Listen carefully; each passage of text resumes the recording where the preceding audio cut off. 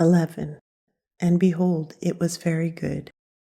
God saw all that he had made, and behold, it was very good. Genesis 1:31. The helper God made for Adam was a person. God made her from one of Adam's ribs.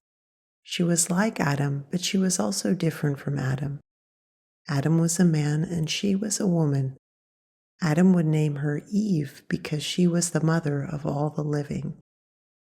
God made Adam and Eve on the sixth day of creation. Adam was the first man and Eve was the first woman. Adam and Eve lived together in the garden God made for them. The Garden of Eden was a very good place to live. In the garden, God provided for all their needs. Among the many good things God provided for Adam and Eve was the one command he gave them. As we have already learned, God commanded Adam, "From any tree of the garden you may eat freely, but from the tree of the knowledge of good and evil you shall not eat, for in the day that you eat from it you will surely die." God gave this command to protect both Adam and Eve. It was Adam and Eve's job to obey God's good command, and in the beginning both Adam and Eve were able to obey God, because God had made them able to obey him. In the beginning, everything was very good, just as God said. Adam and Eve lived at peace with God. They also lived at peace with one another.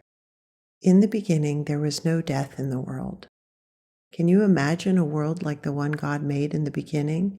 A very good world in which people lived at peace with God and with one another all the time? Can you imagine a world in which people were continuously able to obey God? Can you imagine a world where no person or animal ever died? This is how the world was when God made it in the beginning. It is hard for us to imagine a world like this, isn't it? It is hard to imagine because the world we know today is no longer as it once was. Because God is always good and because he never changes. Even today, the earth is full of the steadfast love of the Lord. But the Bible makes it clear that not everything in the world is as it once was when God first created it. We cannot look around us and say that everything is very good like God first made it to be. We cannot look inside ourselves or our hearts and say that everything is very good either. We do not always obey God. We do not always live at peace with one another. Today the world has a lot of strife and disobedience. It is also full of death. How did this happen? Why are we not able to obey God like Adam and Eve were able to at first? And why is the world we live in today so different from the way it was then in the beginning when God first created it? The Bible gives us the answers to each of these questions, and in our next reading we will begin to explain them to you.